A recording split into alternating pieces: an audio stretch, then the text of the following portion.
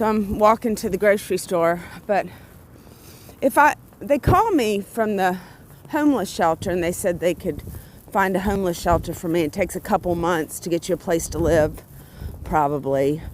And this is not Section 8, it's a different program. And I said, well, I'm in a house, the electricity's not really safe. And I don't mind staying in a shelter. I've done that a few times, but the fact is legally they're supposed to let service dogs in. They also have the legal right to say no in case someone's allergic or something like that or scared of the dog.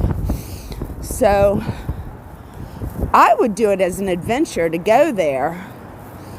But Georgia has killed a couple of her. She's not responsible. So if I left the dogs with Georgia, I can't trust their safety.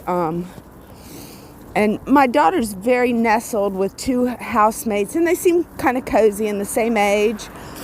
And they sometimes do things together, and it would just disrupt her life so much. I don't want to be that needy parent that has to go home and live with their kids.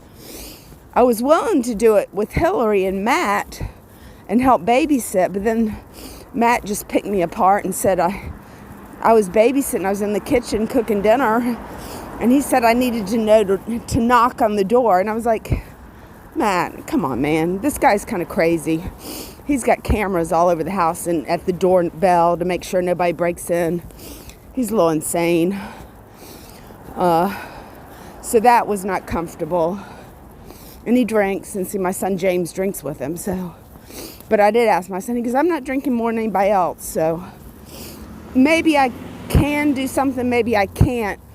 But I do want my son to know how I feel about it. And I'm not just going to let it go like something there's no right for me to have an opinion on. And maybe one day it'll protect him, telling him the truth. And that's a lot of addicts don't want to hear the truth. But, I don't have a car. You know, Colette's called me, but she's got a house here, but I think someone's living there. So I'm just kind of stuck at Georgia's for a while.